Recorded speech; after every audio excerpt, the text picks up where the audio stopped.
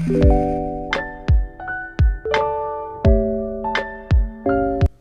you guys, thank you so much for watching this video, and subscribe and give it a thumbs up if you like it. Today I'm going to be showing you guys how I draw my beauty flat lay illustrations for Instagram.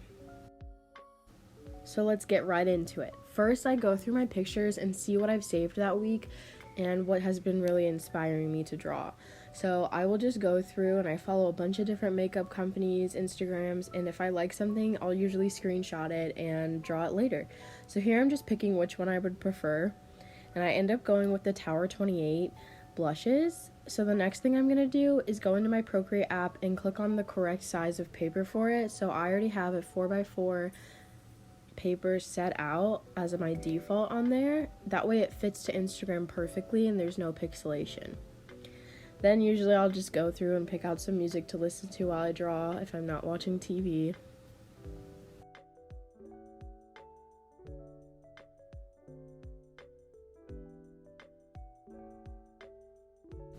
So the first thing I do when I get into Procreate is insert photo, and I'll just go and pick the photo I've decided on. And then once that's in my paper, I will resize it to fit my 4x4 square so that I know what I'm drawing.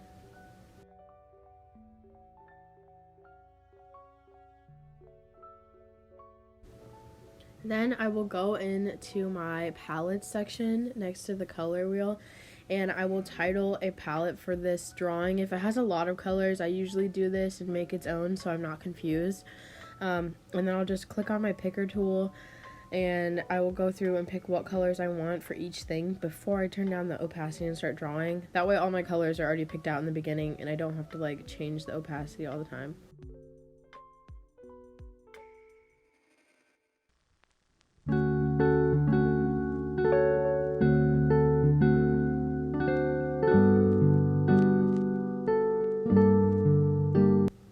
Then I will turn down the opacity of this photo to probably a 50 or more, and I will go to my lines layer that I've created, and I like to label them because then you won't get confused what's what, especially if you're new to this. Then I'll just choose the color of the first outline, so I'm going to be outlining the plastic, and I will use a studio pen at around the size 2 or 3 to do this, and I'm using the color white.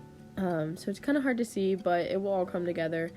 I just start outlining the makeup, basically.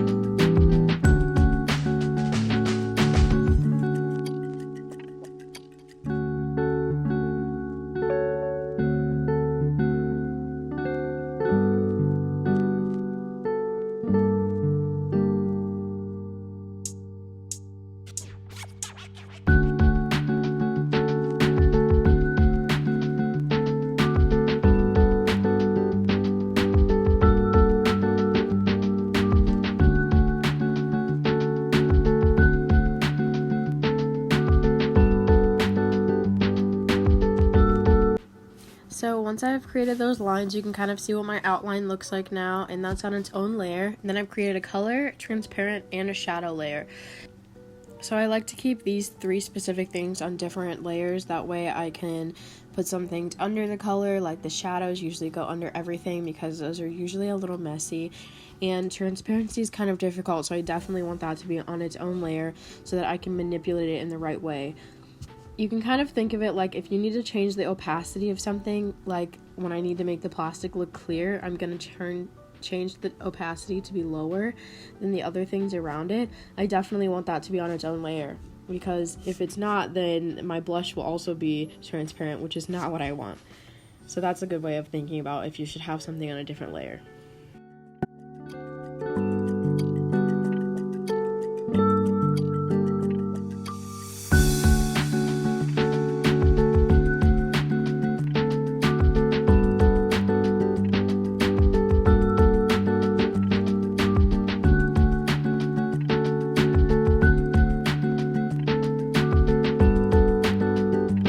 So here what I'm doing, you can see me going in with a thicker pencil, and I am retracing these lines, but I'm on the color layer.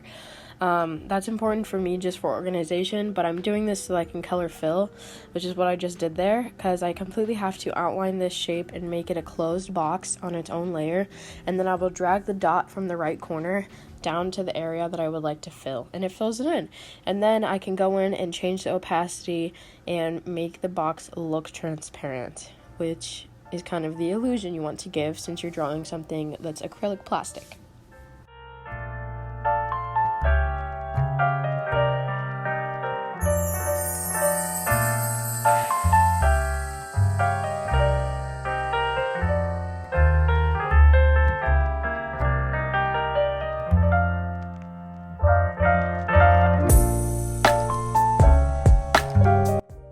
So now that I have drawn and colored in all 3 of the blushes, I can turn down the opacity, which gives the illusion of it being transparent or like clear plastic, which is definitely what I want. And then I'm going to go back and see which colors the blushes were again, because I forgot. And then I'm going to start to color in on the color layer the blushes, which, remember in the beginning we already took the samples of what the colors looked like and put them into a palette. So now I can just go in and color these blushes, and it's going to be very apparent that the surrounding plastic is clear, although it might not look like it right now. It starts to come together once you put the colored blushes inside.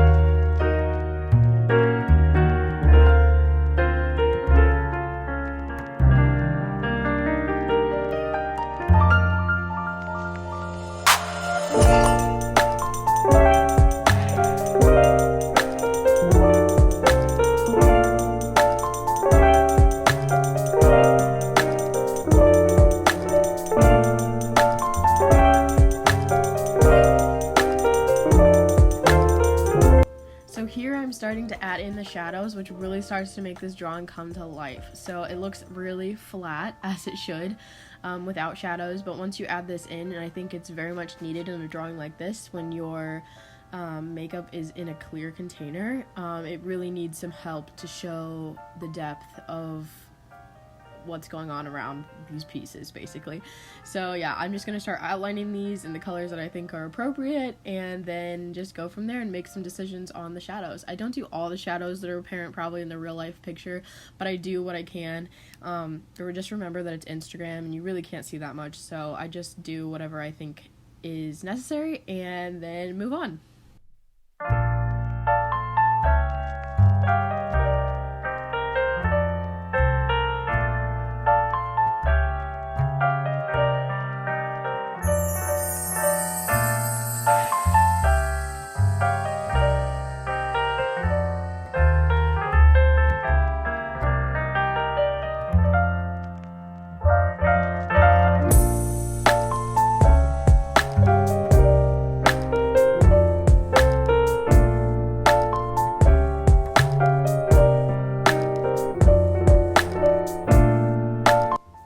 Here I am adjusting the fact that this particular blush is actually closed, so I didn't color in the entire thing, and I should have.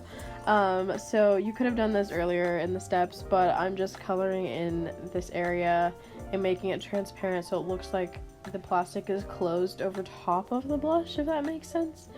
Yeah, just my mess up here.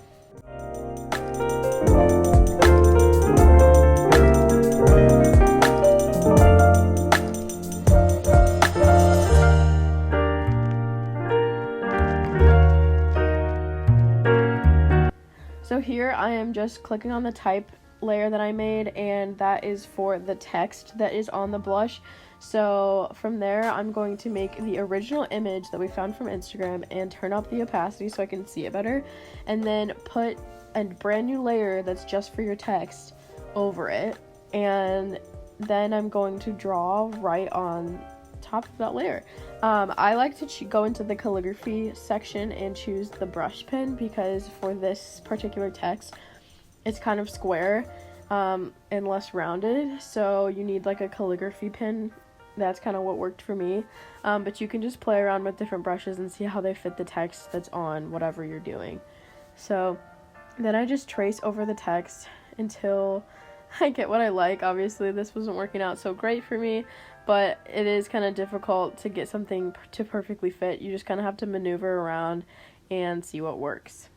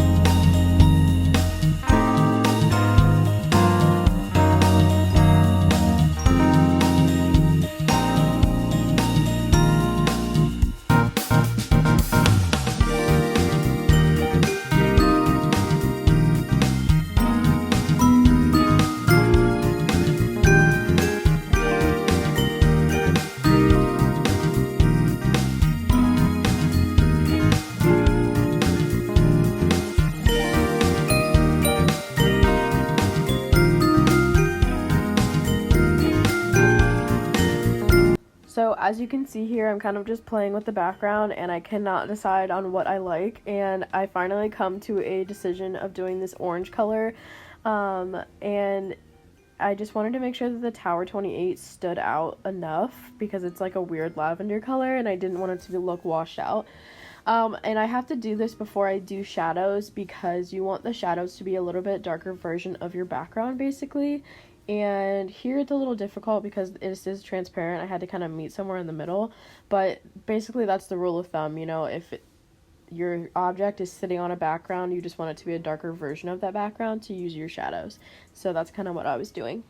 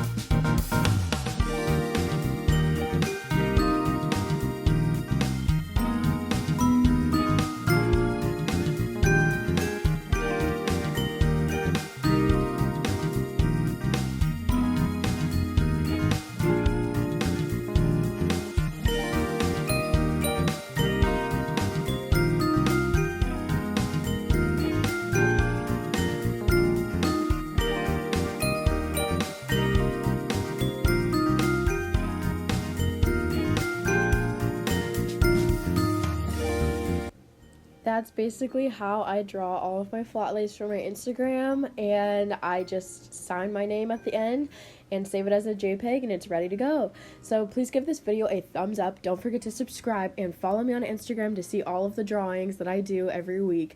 Thanks so much for watching, guys. Bye!